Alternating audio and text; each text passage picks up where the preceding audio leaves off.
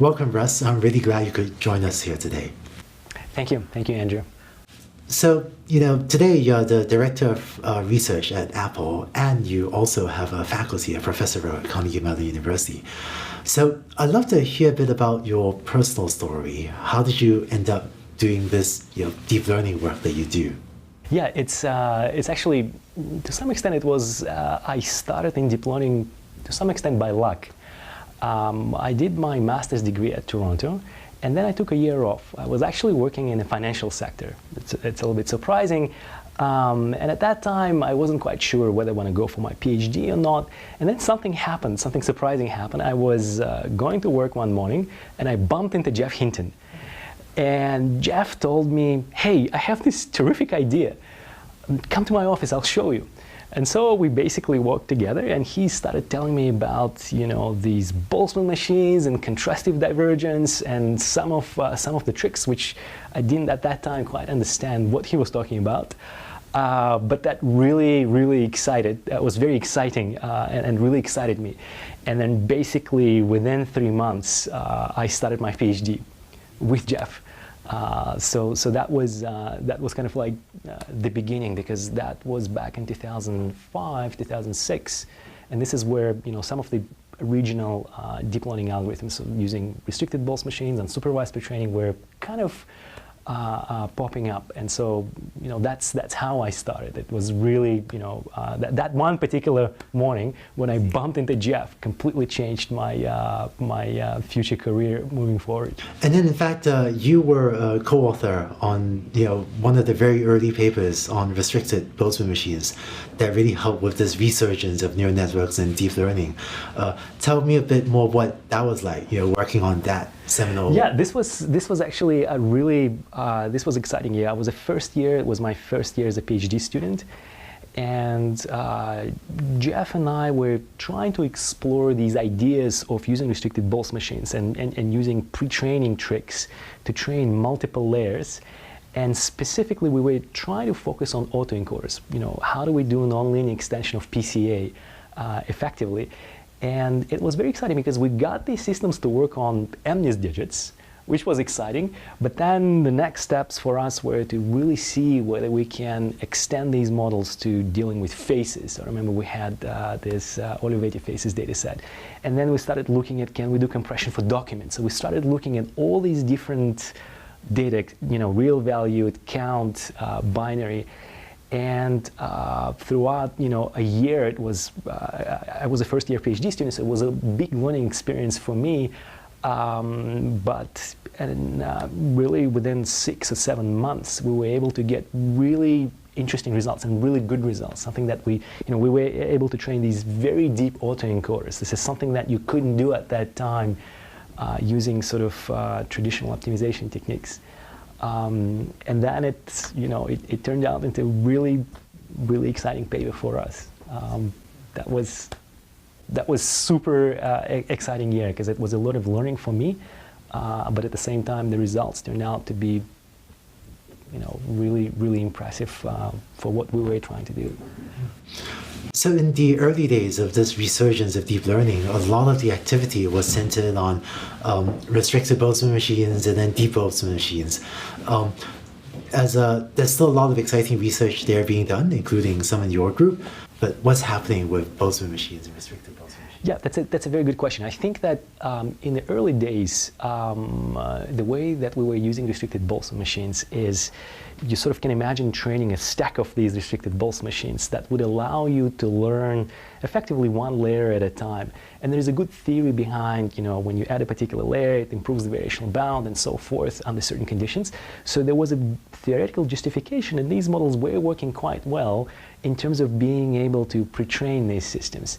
And then around 2009, 2010, once the compute started showing up, GPUs, then a lot of us started realizing that actually directly optimizing these deep neural networks was giving similar results or even better results. So just standard backprop without the pre-training of the restricted Boltzmann machine. That's right. And that's sort of over 3 or 4 years, and it was exciting to the whole community because people thought that, wow, you can actually train these deep models using these pre-training mechanisms. And then, with more compute, people started realizing that you can just basically do standard backpropagation, something that we couldn't do back in 2005 or 2004 because it would take us months to do it on CPUs. And so that was a big change. The other thing that I think that we haven't really figured out what to do with Boltzmann machines and deep Boltzmann machines. I believe they're very powerful models because you can think of them as generative models. They try to model complex distributions in the data. But when we start looking at learning algorithms right now, they require using Markov chain Monte Carlo and variational learning and such, which is not as scalable as backpropagation algorithms. So we yet have to figure out more efficient ways of training these models, and also the use of convolution. It's something that's fairly difficult to integrate into these models. I remember some of your work on using probabilistic max pooling for sort of building these generative models of different objects and using these ideas of convolution was also very, very exciting, but at the same time, it's still extremely hard to train these models. So it's Hong-like Lee's work. Yes, Hong-like Lee's work, right? And so we still have to figure out what are on the other side, some of the recent work using variational autoencoders, for example, which could be viewed as directed versions of Boltzmann machines. We have figured out ways of training these models. Was a work by Max Welling and Dirk Kingma on using reparameterization tricks. And now we can use backpropagation algorithm within the stochastic system, which is driving a lot of progress right now.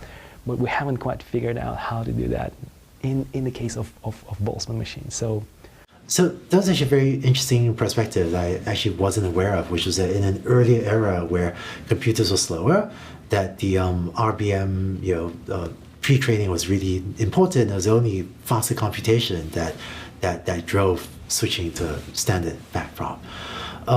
In terms of the evolution of the community's thinking in deep learning, another topic that I know you spent a lot of time thinking about is the generative, unsupervised versus supervised approaches. Do you share a bit about how your thinking about that has evolved over time? Yeah, I think that's a really, I feel like it's a very important topic, particularly if we think about unsupervised or semi-supervised or generative models, because to some extent, a lot of successes that we've seen very recently is due to supervised learning.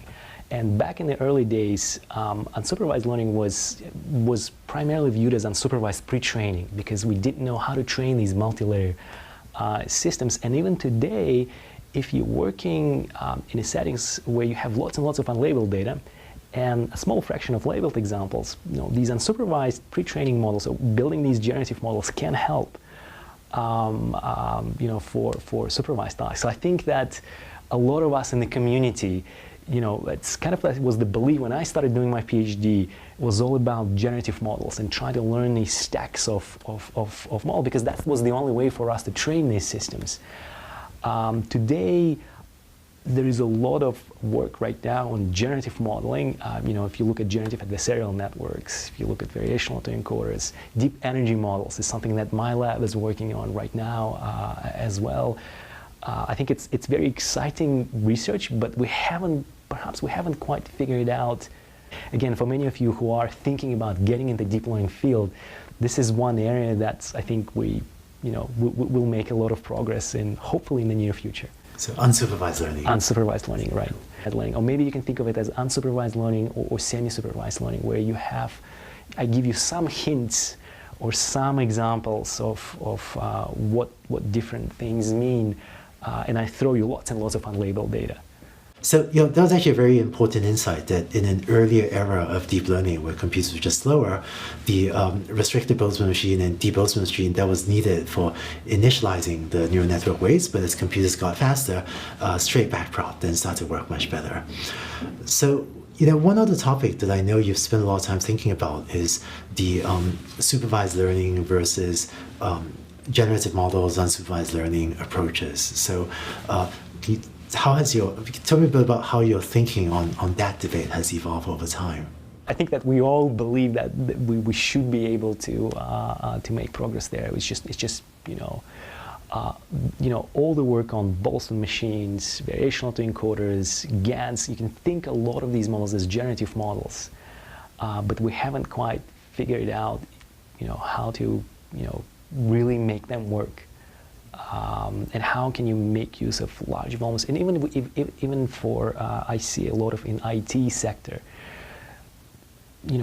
companies have lots and lots of data, lots of unlabeled data. There's lots of efforts for going through annotations, because that's the only way for us to make progress right now. And it seems like we should be able to make use of unlabeled data, because it's it's just abundance of it, and we haven't quite figured out how to do that yet. So you mentioned for people wanting to enter deep learning research, unsupervised learning is an exciting area. Today, there are a lot of people wanting to enter deep learning, either research or applied work. So for this global community, either research or applied work, what advice would you have? Yes, I think that one of the key advices I think I should give is people entering that field. I would encourage them to just try different things and not be afraid to try new things and not be afraid to try to innovate. I can give you one example, which is when I was a graduate student, we were looking at neural nets, and these are highly non-convex systems that are hard to optimize. And I remember talking to my friends within the optimization community, and the feedback was always that, well, there is no way you can solve these problems because these are non-convex. We don't understand optimization. How could you ever even do that? Compared to doing convex optimization. And it was surprising because in our lab, we never really cared that much about those specific problems. We're thinking about how can we optimize and whether we can get interesting results. And that effectively was driving the community. So we were not scared, maybe to some extent because because we were lacking actually the theory behind optimization. But I would encourage people to just try and not be afraid to try to tackle hard problems. Yeah, and I remember you once said, don't learn to code just into high-level, deep learning frameworks, but actually understand. Yes, that's right. I think that it's one of the things that I try to do when I teach a deep learning class is one of the homeworks. I'm asking people to actually code backpropagation algorithm for convolutional neural networks, and it's painful. But at the same time, if you do it once, you really understand how these systems operate and how they work. And how you can efficiently implement them on GPU. And I think it's important for you to, when you go into research or industry, you have a really good understanding of what these systems are doing. So it's important, I think, Since you have both academic experience as a professor and corporate experience, I'm curious, if someone wants to enter deep learning, what are the pros and cons of doing a PhD versus joining a company? Yeah, I think that's actually a very good question. In my particular lab, I have a mix of students. Some students want to go and take an academic route. Some students want to go and take an industry route. And it's becoming very challenging because you can do amazing research in industry and you can also do amazing research in academia. But in terms of pros and cons, in academia, I feel like you have more freedom to work on long-term problems. Or if you think about some crazy problem, you can work on it. So you have a little bit more freedom.